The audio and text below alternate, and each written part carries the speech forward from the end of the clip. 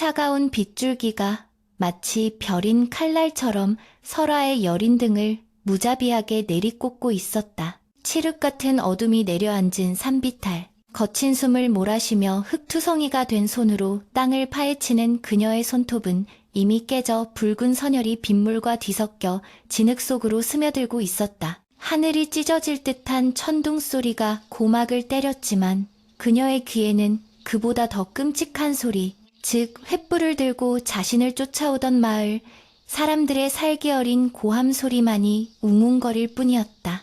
저 흉물이 우리 마을을 다 죽인다. 당장 잡아내서 불태워라.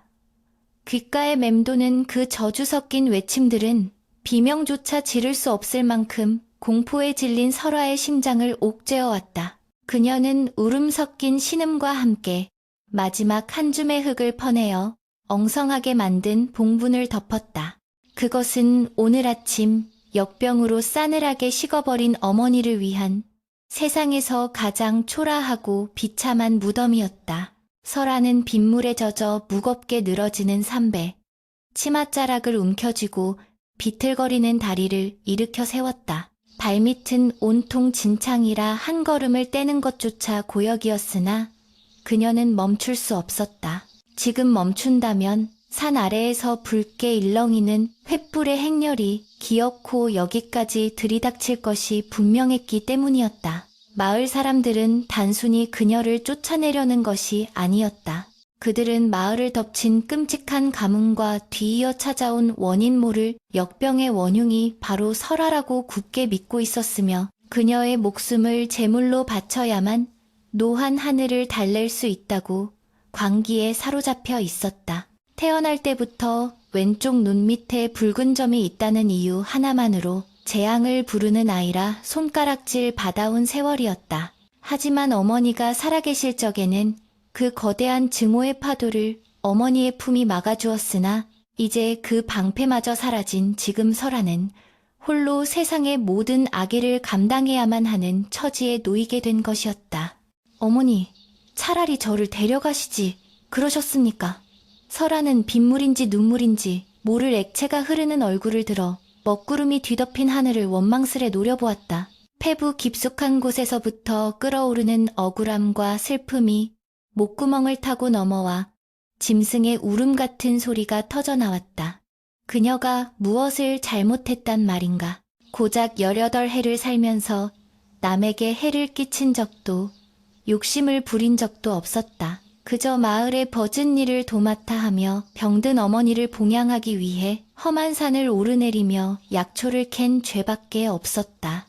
그러나 마을의 실세인 윤 영감은 흉년이 들자마자 기다렸다는 듯이 무당을 불러 구판을 벌였고 그 무당은 서슬퍼런 작두 위에서 설아의 집을 가리키며 그녀가 마을의 기운을 맡고 있는 사샤이라 지목했다. 그때부터 사람들의 눈빛은 공포에서 증오로 그리고 살해로 변해갔다. 이웃이라 믿었던, 가끔은 몰래 주먹밥을 쥐어주기도 했던 칠성내. 안악조차 돌을 던지며 침을 뱉던 그 순간의 모멸감은 죽어서도 잊지 못할 상처가 되어 가슴에 박혔다. 번쩍 하고 번개가 치자 산 아래 마을의 전경이 순간적으로 하얗게 드러났다. 평소라면 평화롭고 고즈넉했을 초가집들이 지금은 마치 지옥의 입구처럼 흉흉한 기운을 내뿜고 있었다. 마을 어귀에는 아직도 구판의 흔적인 오색 천들이 비바람에 찢겨 흉물스럽게 나부끼고 있을 것이었다. 설아는 그곳을 내려다보며 입술을 깨물었다. 피비린 내가 입안에 감돌았다. 역병은 끔찍했다. 멀쩡하던 사람이 갑자기 고열에 시달리다 온몸에 검은 반점이 피어오르고 끝내는 피를 토하며 죽어가는 병이었다. 어머니 또한 그렇게 가셨다. 밤새도록 어머니의 이마에 젖은 수건을 올려주며 제발 살려만 달라고 빌었지만 어머니는 마지막 순간에 설아의 손을 꼭 잡으며 너는 살아야 한다. 무슨 일이 있어도 이 지옥 같은 곳을 벗어나 살아남거라라는 유언을 남기고 숨을 거두셨다. 그 유언이 아니었다면 설아는 이미 저 아래 낭떠러지로 몸을 던져 이 고통스러운 생을 마감했을지도 모른다. 바람이 거세지며 나뭇가지들이 기괴한 비명을 지르며 흔들렸다. 설아는 몸을 부르르 떨며 젖은 옷깃을 여몄다. 추위가 뼛속까지 파고들었지만 마음속에서 타오르는 불길이 그녀를 지탱하고 그것은 분노였다. 자신을 마녀 사냥하듯 몰아세운 유년감에 대한 분노. 맹목적으로 동조한 마을 사람들에 대한 분노. 그리고 무엇보다 이 부조리한 운명에 대한 분노였다. 내가 죽어서 너희들이 살 수 있다면 100번이라도 죽어주마. 허나 내가 죽어도 재앙이 멈추지 않는다면 그때는 누구를 탓할 테냐. 설아는 허공을 향해 나직하게 읊조렸다. 그녀의 목소리는 빗소리에 묻혔으나 그 눈빛만은 어둠 속에서도 형형하게 빛났다. 그녀는 알고 있었다. 자신이 죽는다고 해서 마른 우물에서 물이 솟거나 병든 자들이 일어날 리 없다는 것을. 역병은 사람을 가리지 않았고 가뭄은 하늘의 뜻이지 한낱 계집아이의 흉점 때문이 아니라는 것을 그녀는 본능적으로 그리고 이성적으로 알고 있었다. 그때였다. 산 아래쪽에서 개 짖는 소리와 함께 웅성거리는 사람들의 소리가 바람을 타고 희미하게 들려왔다. 횃불의 불빛이 점점 산 중턱을 향해 올라오고 있었다.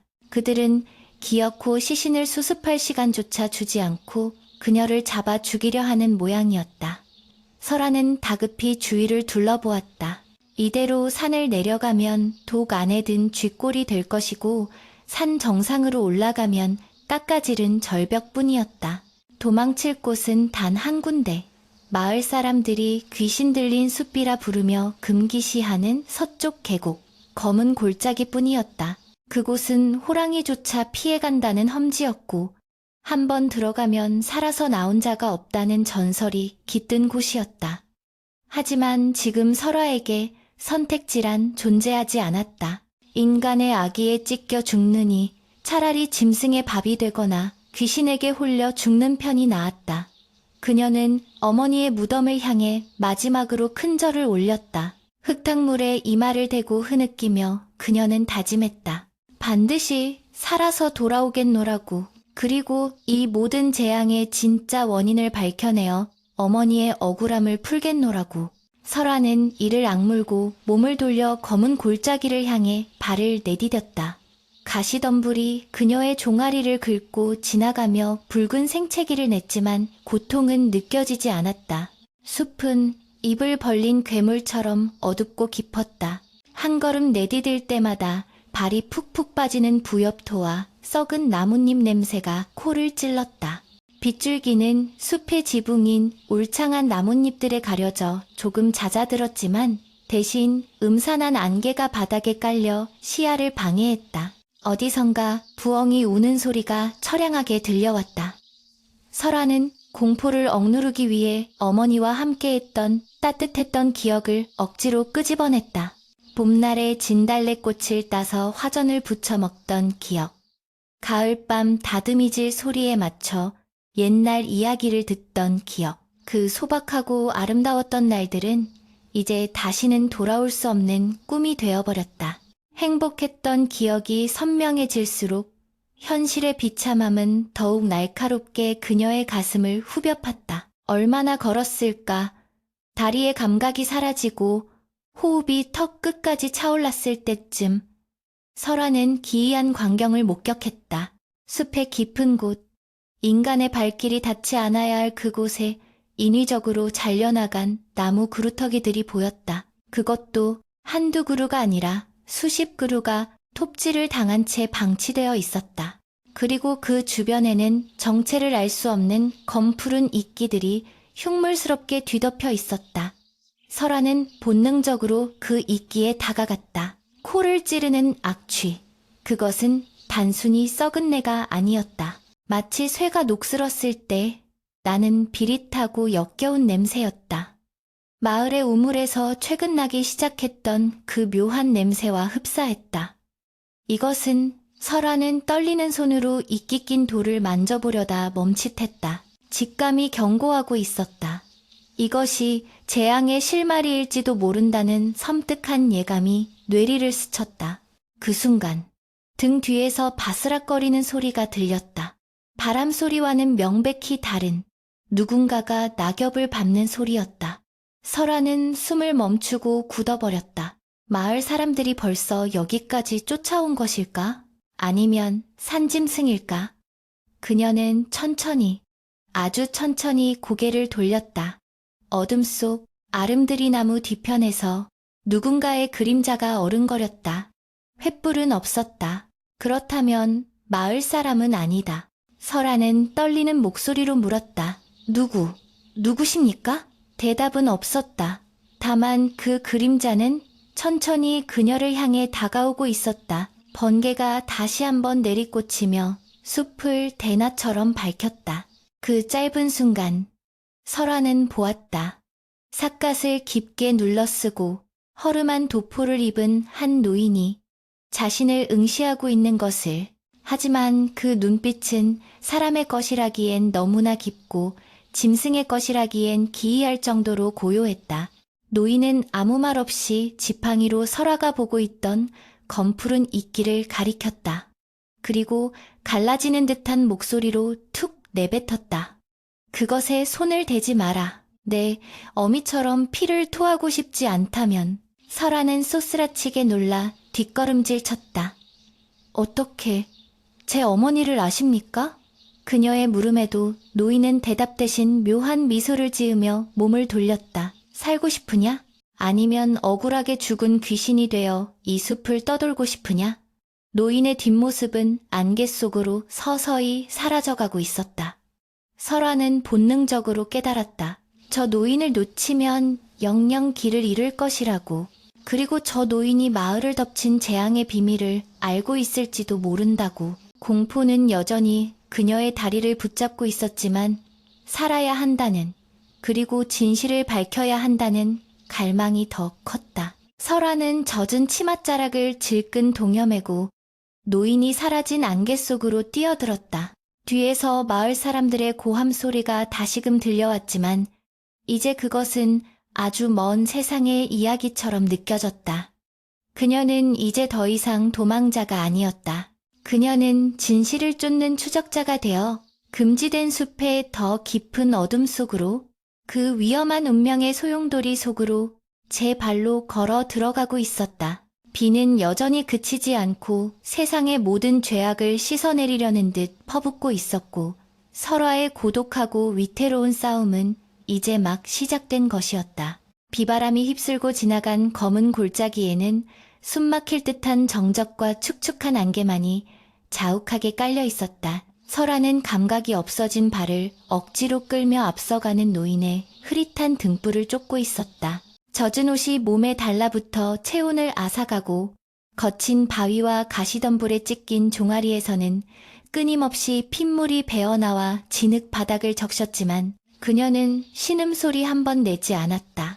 지금 멈추면 영영 어둠 속에 갇혀버릴 것만 같은 공포가 육체의 고통을 압도하고 있었기 때문이었다. 앞서 걷던 노인은 마치 산신령처럼 발소리조차 내지 않고 험한 산길을 미끄러지듯 나아갔는데 가끔 멈춰서서 뒤처지는 설아를 무심한 눈길로 내려다볼 뿐 손을 내밀거나 격려의 말을 건네는 법이 없었다. 그것은 마치 설아가 살 자격이 있는지를 시험하는 무언의 형벌과도 같았다. 얼마나 걸었을까. 깎아지른 절벽 아래 교묘하게 숨겨진 허름한 움막 하나가 안개 속에서 모습을 드러냈을 때 설아는 긴장이 풀리며 그 자리에 털썩 주저앉고 말았다. 코끝을 찌르는 강렬한 약초 냄새와 썩은 흙내음이 뒤섞인 기묘한 향기가 움막 안에서 흘러나오고 있었다. 움막 안은 온갖 말린 약초와 짐승의 뼈, 그리고 정체를 알 수 없는 흙무더기들로 가득 차 있어 발 디딜 틈조차 없었다. 노인은 구석에 놓인 낡은 화로에 불씨를 살리더니 말라 비틀어진 약초 뿌리를 돌절구에 넣고 지식이기 시작했다. 들어오너라. 산짐승 밥이 되기 싫다면. 무뚝뚝한 목소리에 설아는 기어들어가듯 움막 안으로 몸을 피했다. 타닥타닥 타오르는 장작불의 온기가 얼어붙은 몸을 녹이자 참아왔던 통증이 일시에 밀려왔다. 노인은 지식인 약초 반죽을 거칠게 설아의 찢어진 다리에 발랐다. 살이 타들어가듯 쓰라린 고통에 설아가 비명을 삼키며 몸을 비틀자 노인은 혀를 차며 말했다. 이깟 고통도 참지 못하면서 마을 전체를 집어삼킨 저주를 풀겠다고 덤빈 것이냐? 겉에 난 상처는 약으로 다스릴 수 있으나 마음에 맺힌 도끼는 스스로 뱉어내지 않으면 너를 죽일 것이다. 그 말은 설아의 폐부를 찌르는 듯 했다. 그녀는 입술을 깨물며 눈물이 고인 눈으로 노인을 쏘아보았다. 도끼라 하셨습니까? 죄 없는 어미를 잃고 쫓겨난 저에게 남은 것은 그 도끼뿐입니다. 그것마저 없다면 저는 이미 죽은 목숨입니다. 노인은 묘한 눈빛으로 설아를 응시하더니 툭 하고 마른 껍질 같은 것을 던져주었다. 먹어라. 살아야 원망도 하고 복수도 할 것 아니냐? 그것은 탐뿌리였다. 설아는 흙이 묻은 뿌리를 허겁지겁 씹어 삼켰다. 쓴맛이 입안 가득 퍼졌지만 그 쓴맛이 오히려 정신을 또렷하게 만들었다. 며칠 동안 설아는 움막에 머물며 노인의 수발을 들었다. 노인의 이름은 아무도 몰랐으나 산 아래 사람들은 그를 약초꾼이라 부르며 두려워하면서도 가끔 몰래 찾아와 약을 구하곤 했다는 것을 알게 되었다. 그는 세상 등진 기인처럼 보였지만 약초를 다루는 솜씨만큼은 신의 경지에 가까웠다. 설아는 그가 약초를 분류하고 다듬는 것을 어깨너머로 배우며 숲의 생리를 조금씩 익혀갔다. 밤이면 늑대 울음소리가 숲을 울렸고 설아는 어머니가 피를 토하며 죽어가던 악몽에 시달리다 식은땀을 흘리며 깨어나곤 했다. 그때마다 그녀를 지탱해준 것은 노인의 무심한 듯 뼈있는 한마디였다. 자연에는 선도 악도 없다. 오직 인과 인고만이 있을 뿐이다.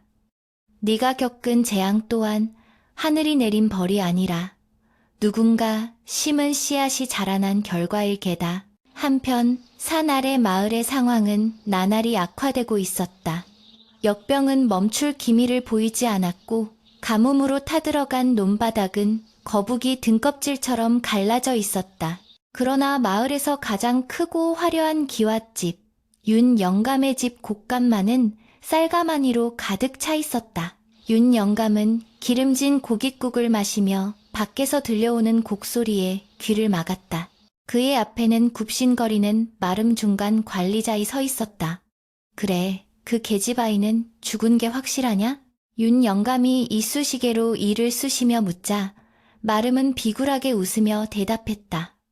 그럼요. 그 험한 검은 골짜기로 들어갔으니 뼈도 못 추렸을 겁니다. 게다가 며칠 전 벼랑 끝에서 그년의 신발 한 짝을 주워왔으니 마을 사람들도 이제는 흉조가 사라졌다며 안심하는 눈치입니다. 윤영감은 만족스러운 듯 껄껄 웃었다. 잘됐군. 눈에 가시 갔던 것이 사라졌으니 이제 역병 핑계로 땅을 헐값에 사들이는 일만 남았다. 칠성내 반문서는 받아왔느냐? 윤영감의 탐욕은 끝이 없었다. 그는 마을 사람들이 역병과 굶주림에 지쳐 쓰러지기를 기다렸다가 쌀 한 뼘박에 그들의 목숨 줄인 땅 문서를 빼앗고 있었다.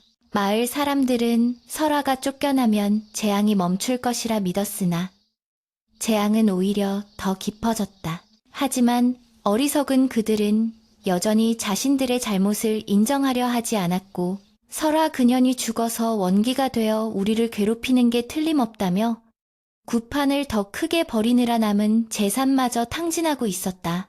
윤영감은 이러한 사람들의 공포심을 교묘하게 이용했다. 그는 밤마다 하수인들을 시켜 마을 우물가에 짐승의 사체를 몰래 가져다 놓거나 기괴한 소문을 퍼뜨려 공포를 조장했다. 이 모든 게 부정한 기운 때문이다. 내 말을 잘 듣고 땅을 바치면 내가 한양에서 용안 의원을 불러주마. 거짓된 구원의 약속에 사람들은 하나둘씩 윤영감의 노예나 다름없는 소장농으로 전락해가고 있었다. 다시 검은 골짜기. 설아는 약초꾼의 지시로 희귀한 버섯을 따기 위해 숲의 더 깊은 곳, 습한 떼지대로 들어섰다. 그곳은 대낮에도 햇빛이 들지 않아 음산하기 그지없었다. 발밑에서 물컹거리는 느낌에 소스라치게 놀라 내려다보니 썩어 문드러진 물고기 떼가 통 가장자리에 널려 있었다. 그런데 이상했다. 단순히 물이 말라서 죽은 것이 아니었다. 물고기들의 눈은 하얗게 뒤집혀 있었고 아가미는 검붉게 타들어가 있었다. 설아는 문득 움막 근처에서 보았던 검푸른 이끼와 그 역겨운 쇠 냄새를 떠올렸다. 그녀는 조심스레 도시로 흘러드는 작은 개울을 따라 상류로 거슬러 올라갔다. 수풀을 헤치고 나아가던 설아의 눈에 충격적인 광경이 들어왔다. 숲속 깊은 곳. 바위 틈에서 솟아나는 물줄기가 맑은 색이 아니라 마치 핏물에 검댕을 섞어놓은 듯한 탁한 색을 띠고 있었던 것이다. 그리고 그 물 주변의 풀들은 모조리 누렇게 말라 죽어 있었다. 이것은 역병의 냄새야. 설아는 코를 막으며 중얼거렸다. 어머니가 토해내던 피냄새, 마을 우물에서 나던 비릿한 악취가 바로 이 물에서 진동하고 있었다. 이것은 자연적으로 생긴 것이 아니었다. 누군가가 인위적으로 무엇인가를 버리거나 섞지 않고서는 이런 색과 냄새가 날 수 없었다. 설아는 떨리는 손으로 주변 흙을 파보았다. 흙 속에서는 썩지 않는 기이한 찌꺼기들이 섞여 나왔다. 그것은 가죽을 무두질할 때 쓰는 독한 약품 냄새와 흡사했다. 순간 설아의 뇌리에 스치는 기억이 있었다. 윤영감이 마을 뒷산 너머에 큰 가죽 공방을 차리려다 관아의 허가를 받지 못해 그만두었다는 소문이었다. 하지만 만약 그가 몰래 공방을 운영하고 있었다면, 그리고 거기서 나온 폐수를 아무도 모르게 이 계곡으로 흘려보내고 있었다면, 이 물줄기가 마을의 지하 수맥과 연결되어 있다면 마을 사람들이 겪고 있는 역병은 저주가 아니라 중독인 것이다. 그때 뒤에서 인기척이 느껴져 설아는 화들짝 놀라 몸을 숨겼다. 약초꾼 노인이었다. 그는 설아가 발견한 오염된 물줄기를 보며 씁쓸한 표정을 짓고 있었다. 찾아냈구나. 재앙의 뿌리를. 노인은 이미 알고 있었다는 듯 담담했다. 설아는 격분하여 노인에게 따져 물었다. 알고 계셨습니까? 이것 때문에 사람들이 죽어나간다는 것을 알고도 침묵하셨단 말입니까?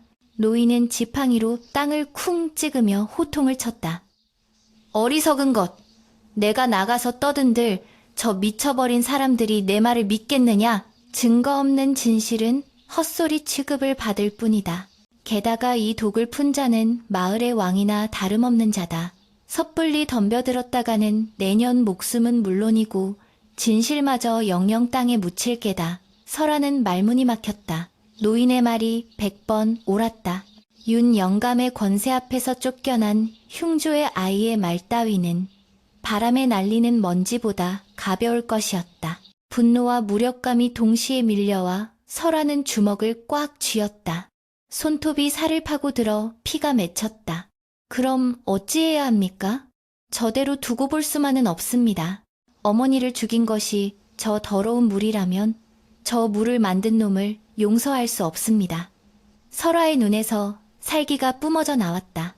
노인은 그런 설아를 깊은 눈으로 바라보다가 품에서 작은 병 하나를 꺼내 건넸다. 이것을 가져가라. 독을 확인하는 약물이다. 독이 닿으면 색이 붉게 변하지. 하지만 명심해라. 범인은 교활하고 잔인하다. 네가 짐승의 굴로 다시 들어가려면 호랑이보다 더 날카로운 발톱과 여우보다 더 교묘한 꾀를 갖춰야 한다. 그리고 노인은 의미심장한 말을 덧붙였다. 내 흉조를 쫓던 이가 너의 가장 큰 조력자가 될 것이다. 사람의 마음이란 본래 흐르는 물과 같아서 막히면 썩지만 트이면 다시 맑아지는 법이다. 설아는 노인이 건네준 병을 생명줄처럼 움켜쥐었다. 도망쳐온 지옥, 그곳으로 다시 돌아가야 했다. 이제는 살기 위해서가 아니라 죽여야 할 놈과 살려야 할 사람들을 구분하기 위해서였다. 밤이 깊어지자 숲은 더욱 짙은 어둠에 잠겼지만 설아의 마음속에는 차가운 이성의 불꽃이 타오르기 시작했다. 그녀는 머리카락을 짧게 자르고 숯을 칠해 얼굴을 검게 위장했다. 더 이상 울보설화는 없었다. 이제부터 그녀는 어둠 속에 숨어 사냥감을 노리는 사냥꾼이었다. 설화는 노인에게 말없이 고개를 숙여 인사를 하고 산 아래 마을을 향해 발걸음을 옮겼다. 멀리서 들려오는 마을의 개 짖는 소리가 마치 전투의 시작을 알리는 나팔 소리처럼 들려왔다. 그녀가 내려가는 길목마다 차가운 바람이 불어와 옷깃을 흔들었지만 설화의 발걸음에는 한치의 망설임도 없었다. 윤 영감이 쌓아올린 탐욕의 성벽을 무너뜨릴 작은 균열이 지금 막 산을 내려가고 있었다. 칠흑 같은 어둠이 깔린 마을은 마치 거대한 무덤처럼 고요하고 음산했다. 간간이 들려오는 병자들의 억눌린 신음소리와 밤새도록 구판을 벌이는 무당의 방울소리만이 바람에 실려와 스산함을 더할 뿐이었다. 머리를 짧게 자르고 남루한 사내 아이의 복색을 한 설화는 그림자처럼 담벼락에 붙어 숨을 죽이고 있었다. 익숙했던 고향의 골목길이었지만 지금은 한 걸음 한 걸음이 마치 적진의 한복판을 걷는 듯 위태로웠다. 그녀의 품 안에는 약초꾼 노인이 준 시약병이 차갑게 식어 있었다. 마을 어귀에 있는 공동 우물은 이미 폐쇄되어 금줄이 쳐져 있었고 사람들은 윤 영감의 집에서 나누어주는 물에 의존하고 있었다. 윤 영감은 내 집 우물만이 신령님의 가호로 깨끗하다며 물 한 바가지에 쌀 한 뼘박을 요구하고 있었다. 설화는 그 탐욕스러운 논리에 치가 떨렸다.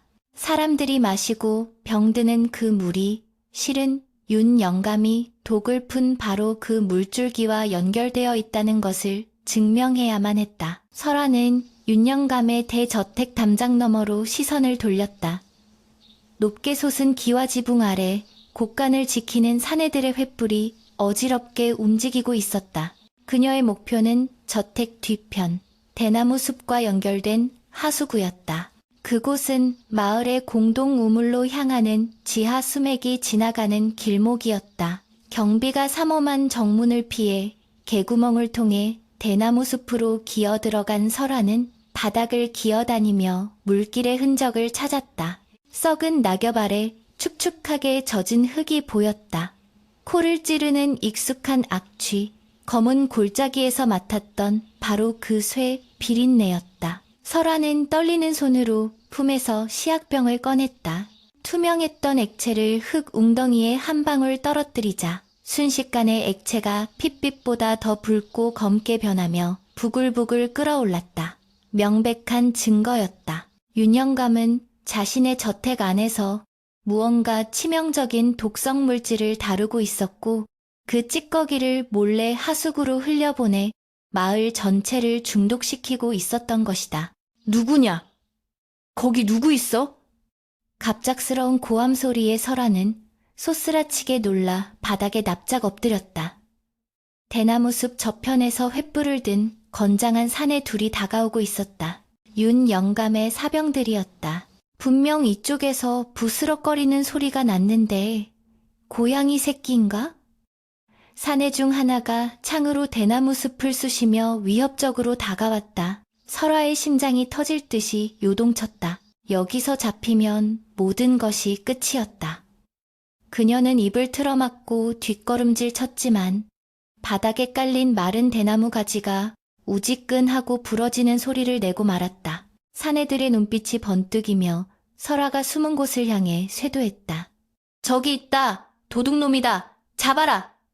설화는 자리를 박차고 일어나 무작정 달리기 시작했다. 폐가 터질 것 같았지만 멈출 수 없었다. 뒤에서 횃불이 춤을 추며 쫓아왔고 거친 욕설과 함께 날카로운 호각 소리가 밤 공기를 갈랐다. 설화는 미로 같은 마을 골목을 정신없이 누비며 도망쳤다.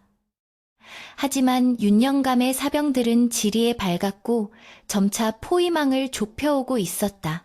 막다른 골목에 다다랐을 때 설화는 절망감에 휩싸였다. 앞은 높은 담벼락이었고 뒤에서는 횃불의 열기가 느껴졌다. 여기서 죽는 건가?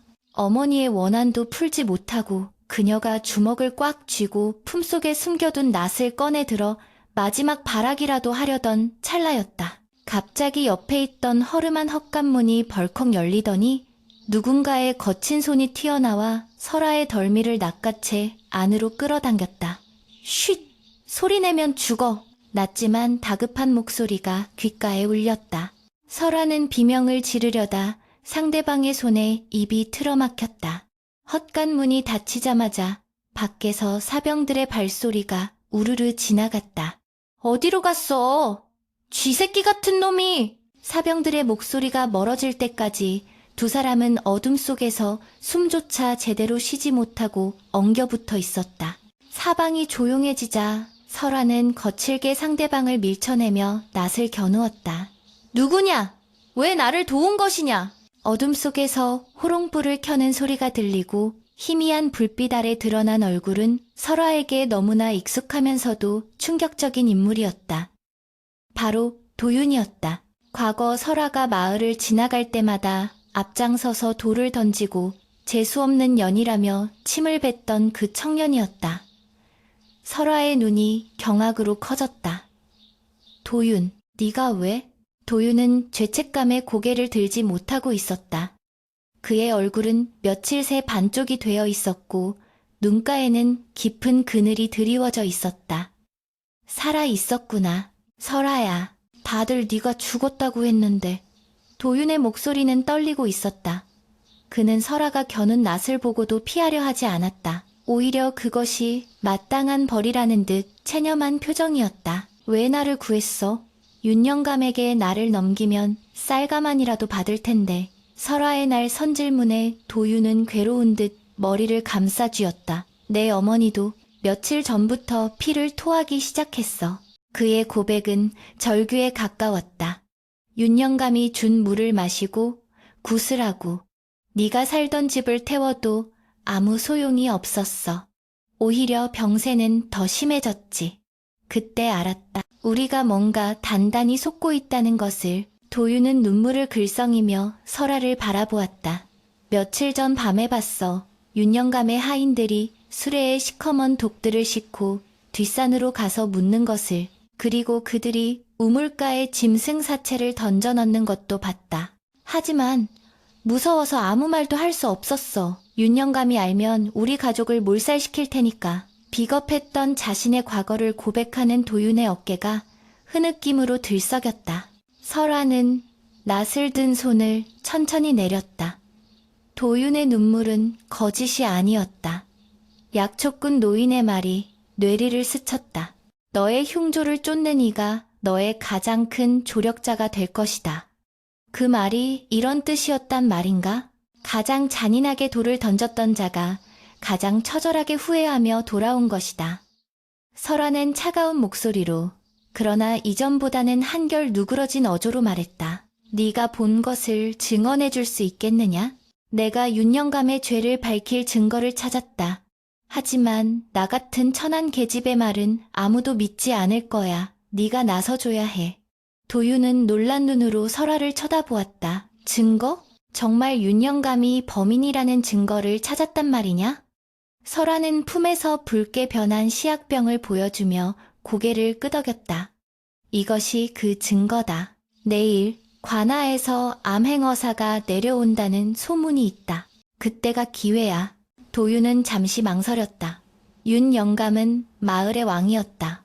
그에게 맞서는 것은 곧 죽음을 의미할 수도 있었다. 하지만 그는 병상에 누워 고통스러워하는 어머니의 얼굴을 떠올렸다. 그리고 자신이 돌을 던질 때마다 피를 흘리면서도 원망 한 번 하지 않았던 설아의 눈망울을 기억해냈다. 더 이상 비겁하게 살 수는 없었다. 도윤은 주먹을 꽉 쥐고 결의에 찬 눈빛으로 고개를 끄덕였다. 할게. 내가 증언할게. 내 목숨을 걸고서라도 네 억울함과 우리 마을의 진실을 밝히겠다. 그것이 내가 너에게 지은 죄를 조금이라도 씻는 길이라면. 두 사람의 시선이 허공에서 맞부딪혔다. 증오와 오해로 얼룩졌던 과거의 벽이 무너지고 생존과 진실이라는 새로운 다리가 놓이는 순간이었다. 그날 밤 설아와 도윤은 헛간 안에서 치밀한 계획을 세웠다. 윤영감은 내일 마을 광장에서 열릴 큰 구판을 이용해 마을 사람들에게 마지막 남은 땅 문서까지 헌납하도록 강요할 예정이었다. 그리고 때마침 인근 고을을 순찰하던 암행어사가 민심을 살피러 잠시 들른다는 첩보가 있었다. 기회는 단 한 번뿐이었다. 윤영감이 사람들 앞에서 가장 위세등등할 때 그 가면을 벗겨버려야 했다. 도윤은 마을 청년들 중 자신처럼 의심을 품고 있는 몇몇을 포섭하기로 했고, 설화는 약초꾼 노인이 알려준 대로 윤 영감의 비밀 공방 위치를 확실하게 파악해두기로 했다. 조심해야 해. 윤 영감은 뱀 같은 위인이야. 낌새를 채면 가차없이 우리를 죽이려 들 거야. 도윤의 걱정, 어린 말에 설화는 짧게 머리카락을 쓸어 넘기며 대답했다.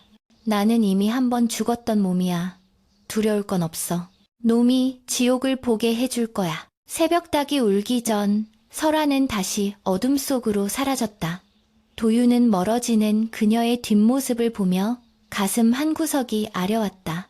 불과 얼마 전까지 마녀라 부르며 손가락질했던 그 소녀가 지금은 마을을 구할 유일한 희망이 되어 있었다. 그는 자신의 손을 내려다보았다. 이제 이 손은 돌을 던지는 대신 진실을 움켜쥐어야 했다. 날이 밝아오고 있었다.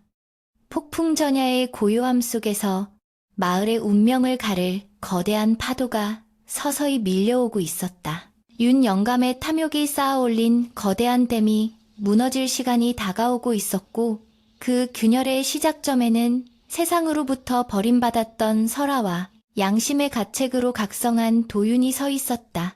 마을 광장은 그야말로 아비규환의 생지옥과 다를 바 없었다. 둥둥둥 심장을 찢어밟힐 듯 울려 퍼지는 북소리와 징소리가 하늘을 뒤덮었고, 오색천을 휘감은 무당은 작두 위에서 눈을 뒤집으며 괴성을 질러댔다. 부정이 탔어! 더 큰 재물이 필요해. 땅 문서를 바쳐라. 그래야 신령님이 노여움을 푸신다. 광기 어린 외침에 홀린 마을 사람들은 넋이 나간 표정으로 하나둘씩 품속에 감춰둔 전 재산이나 다름없는 땅 문서와 집 문서를 제단 위에 올리고 있었다. 그 제단 가장 높은 상석에는 윤영감이 비단 옷을 휘감고 앉아 탐욕스럽게 번들거리는 눈으로 그 광경을 내려다보고 있었다. 그의 입가에는 비열한 미소가 걸려 있었으나 공포에 질린 사람들의 눈에는 그저 구원의 동아줄을 내려주는 인자한 어른으로 보일 뿐이었다. 자, 더 바쳐라. 너희들의 정성이 부족하니 하늘이 비를 내리지 않는 것이다. 윤영감의 호령에 굶주려 뼈만 남은 노인들이 머리를 땅에 텄으며 고글했다. 매캐한 향 연기가 자욱하게 깔려 시야를 흐리고 사람들의 이성은 마비되어 가고 있었다. 그때 굿판의 열기를 가르고 찬물을 끼얹는 듯한 날카로운 고함 소리가 터져나왔다. 멈추시오! 이 사기극을 당장 멈추란 말이오! 북소리가 뚝 끊기고 춤을 추던 무당도 멈칫했다. 사람들의 시선이 일제히 소리난 곳으로 쏠렸다. 횃불의 그림자 속에서 걸어나오는 이는 다름 아닌 죽은 줄 알았던 설화였다. 숯검댕이 칠을 얼굴을 씻어내고 비록 남루하지만 꼿꼿한 자세로 선 그녀의 눈빛은 작두날보다 더 서슬퍼렇게 빛나고 있었다. 설화? 저 요물이 살아 돌아왔다. 누군가 비명을 질렀고 순식간에 광장은 공포의 도가니로 변했다. 윤영감은 자리에서 벌떡 일어나 지팡이를 휘두르며 소리쳤다. 전현이다. 저 귀신 들린 년이 기어코 우리를 다 죽이러 왔다. 당장 잡아라. 전현을 불태워 죽여야 비가 내린다. 그의 말이 떨어지기가 무섭게 몽둥이를 든 사병들이 설화를 향해 달려들었다. 마을 사람들 또한 공포와 증오에 눈이 멀어 돌을 집어들기 시작했다. 하지만 설화는 물러서지 않았다. 그녀는 품에서 윤영감의 비밀 공방 하수구에서 뜬 검붉은 폐수가 담긴 항아리를 꺼내 바닥에 힘껏 내동댕이 쳤다. 쨍그랑! 요란한 파열음과 함께 항아리가 깨지며 지독한 악취가 진동하는 검은 액체가 사방으로 튀었다. 그 냄새는 썩은 시체 냄새보다 더 역하고 쇠 냄새보다 비릿했다. 달려들던 사람들이 코를 막고 주춤거렸다. 이 냄새를 맡아보시오. 이것이 바로 귀신의 저주라 믿었던 역병의 정체여. 설아의 목소리가 광장을 쩌렁쩌렁 울렸다. 윤영감이 뒷산에 몰래 차린 가죽 공방에서 나온 독물이요. 이 독이 땅으로 스며들어 우물을 썩게 하고 여러분의 가족을 병들게 한 것이란 말이오. 설아는 미리 준비한 씨앗가루를 쏟아진 폐수 위에 뿌렸다. 그러자 검은 액체가 순식간에 핏빛으로 변하며 부글부글 끓어오르더니 닿는 풀포기들을 그 자리에서 누렇게 태워 죽였다. 눈앞에서 벌어진 기괴하고도 명백한 증거 앞에 사람들은 입을 다물지 못했다. 저게 무엇이냐? 물이 피처럼 끓는다? 웅성거리는 사람들 틈에서 윤영감의 얼굴이 사색이 되었다. 그는 당황하여 말을 더듬으면서도 고래고래 소리를 질렀다. 전현이 요술을 부린다. 흑마술이다. 저 독을 우물에 탄 것이 바로 전현이다. 속지 마라. 당장 죽여. 윤영감의 발악에 사병들이 다시 칼을 빼들고 설아의 목을 치려 쇄도했다. 설아가 눈을 질끈 감으려는 찰나 그녀의 앞을 거대한 그림자가 막아섰다. 깡! 둔탁한 더미 소리와 함께 사병의 칼이 튕겨나갔다.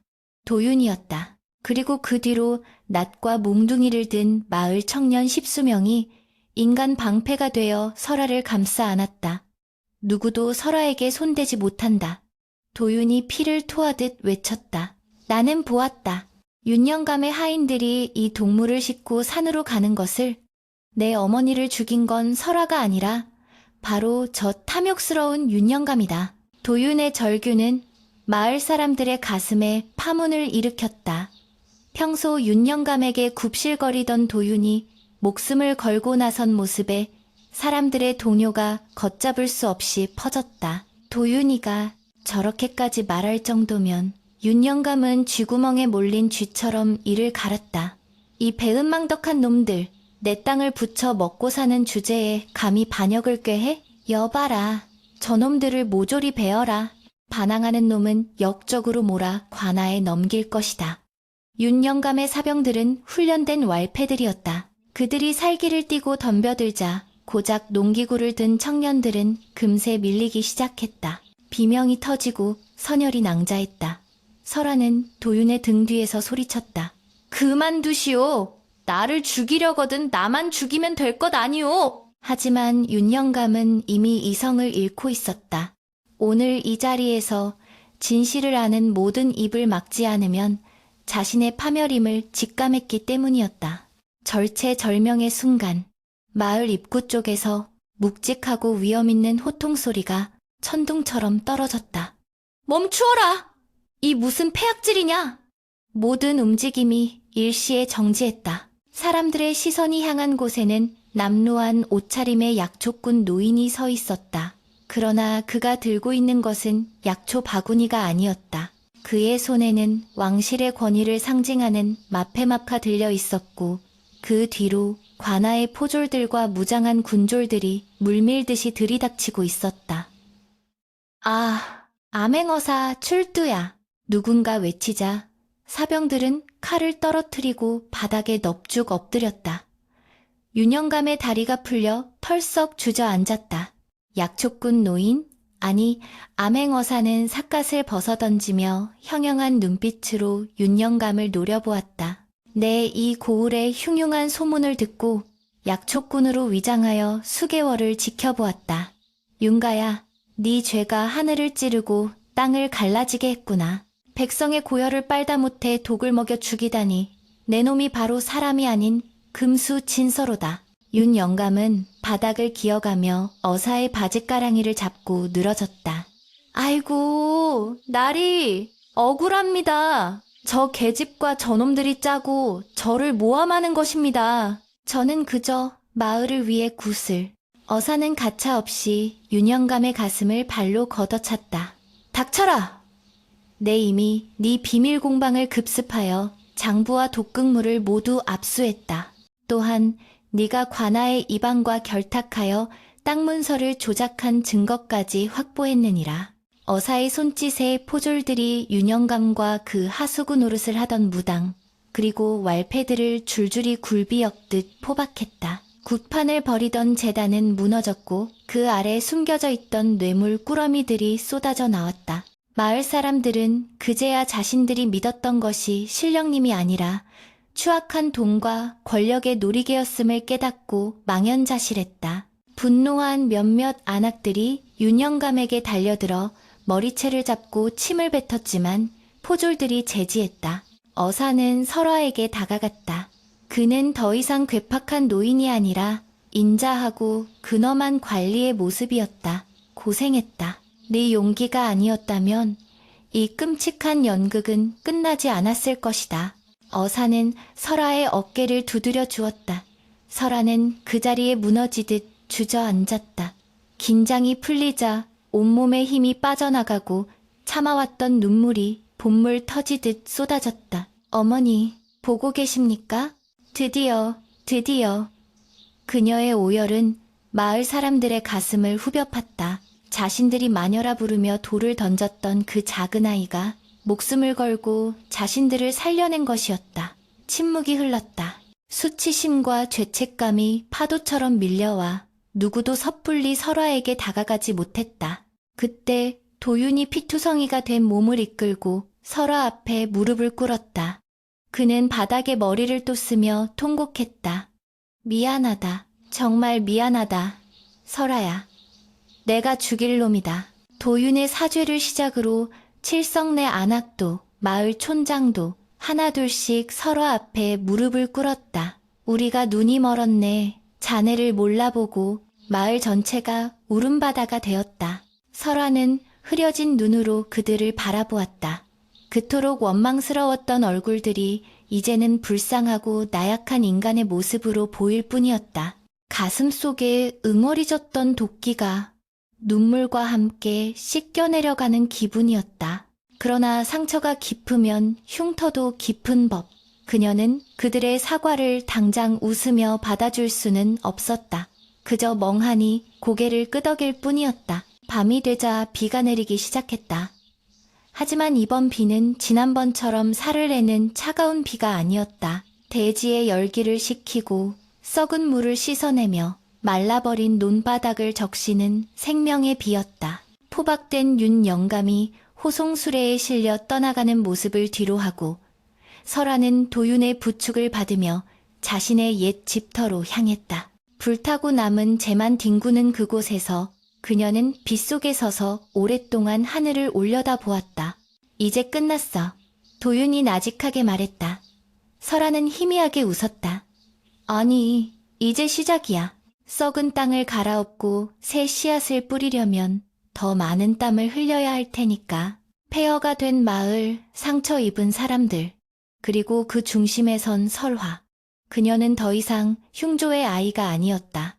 비바람을 견뎌내고 피어난 한 송이, 강인한 꽃, 마을을 구원한 설화쉐화 그 자체였다. 그녀의 눈 밑 붉은 점이 빗물에 젖어 마치 붉은 꽃잎처럼 아름답게 빛나고 있었다. 긴 겨울에 혹독했던 추위와 함께 마을을 뒤덮었던 죽음의 그림자가 물러가고 그 자리에는 거짓말처럼 따스한 봄볕이 내려앉았다. 윤영감이 처형되고 도구로 오염되었던 흙을 모두 걷어낸 땅 위에는 연두색 새싹들이 수줍게 고개를 내밀고 있었다. 마을 사람들은 겨우내 얼어붙었던 땅을 갈아엎고 그 위에 땀방울을 쏟으며 다시 생명을 심기 시작했다. 곡괭이질 소리가 경쾌하게 울려 퍼지는 들판. 그러나 그 활기찬 풍경 속에서도 묘한 긴장감이 감돌고 있었다. 그것은 마을 한가운데 마을 사람들이 십시일반으로 재료를 모아 새로 지은 아담하고 정갈한 초가집을 향한 시선들 때문이었다. 그 집은 마을에서 가장 양지 바른 곳에 위치해 있었고 그곳에 사는 주인은 다름 아닌 설화였다. 이제 누구도 설화를 흉조의 아이라 부르지 않았다.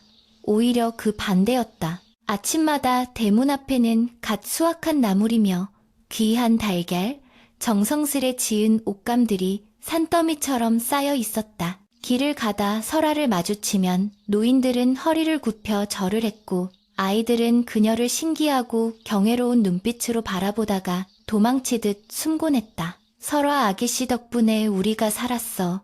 살아있는 부처님이 따로 없지. 사람들은 그녀를 마을의 수호신 혹은 은인이라 칭송했다. 하지만 설아에게 그 칭송은 때로 돌팔매질보다 더 무겁고 버겁게 느껴졌다. 맹목적인 비난이 맹목적인 숭배로 바뀌었을 뿐 그들은 여전히 설아를 평범한 이웃으로 대하지 못하고 있었다. 그녀는 그들의 과도한 친절 속에서 여전히 외딴 섬처럼 고립되어 있었다.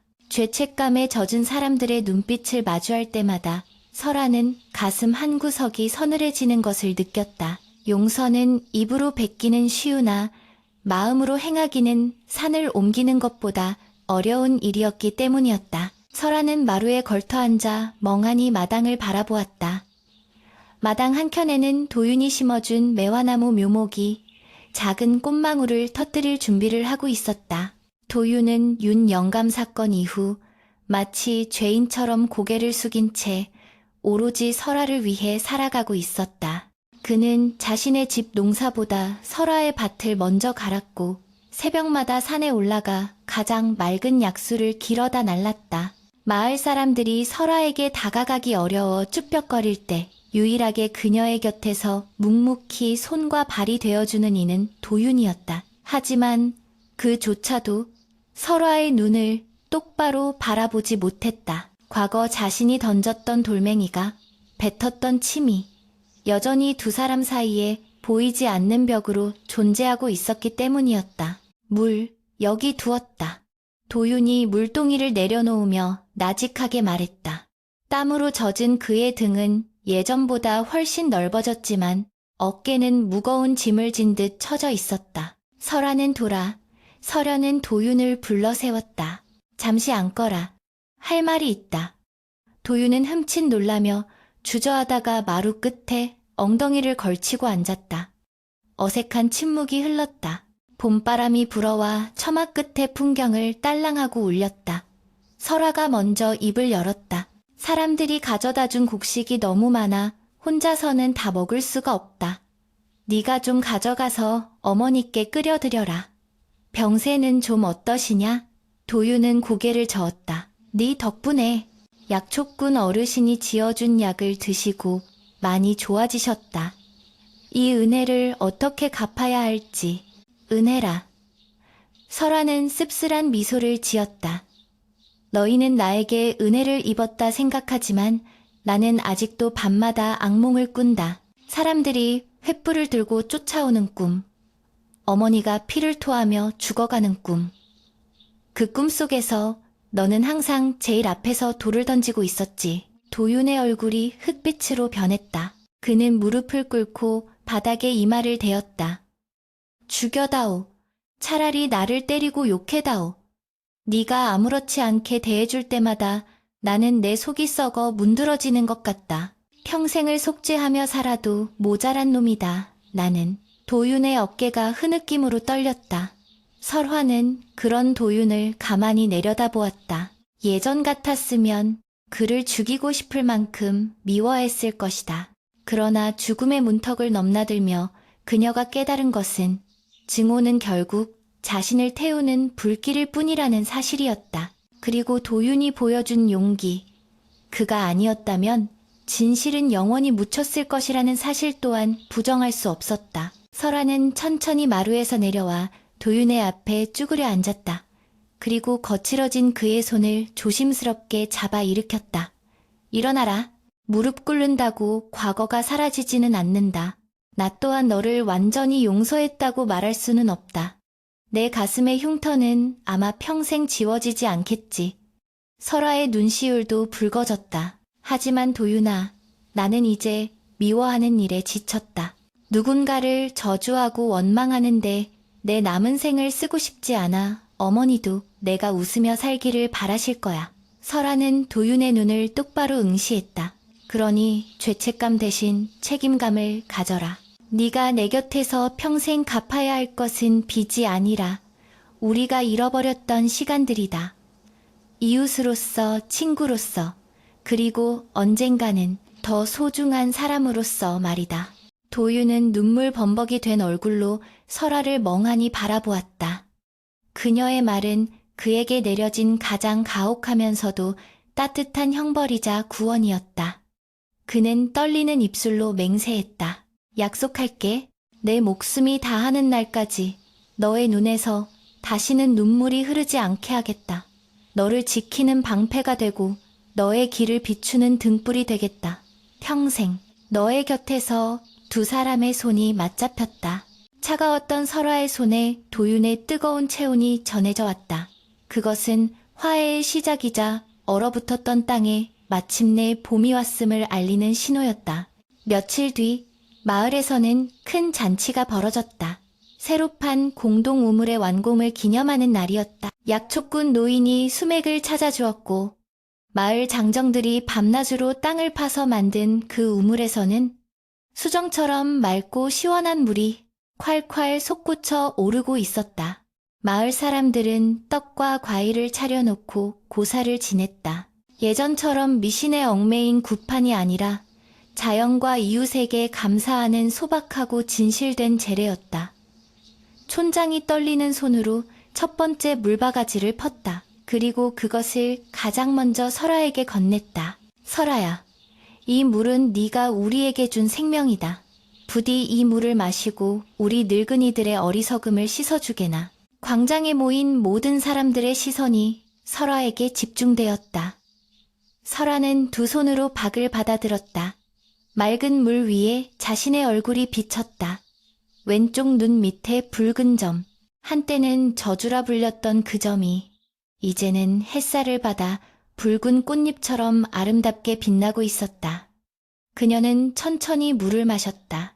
목구멍을 타고 넘어가는 시원한 물줄기가 온몸의 세포를 깨우는 듯했다. 달아요. 정말 답니다. 설아가 환하게 웃으며 말하자 숨죽여 지켜보던 사람들 사이에서 와 하는 함성과 박수가 터져나왔다. 덩실덩실 춤을 추는 사람, 서로 얼싸안고 우는 사람, 그들 틈에서 도윤이 설아를 보며 따뜻하게 웃고 있었다.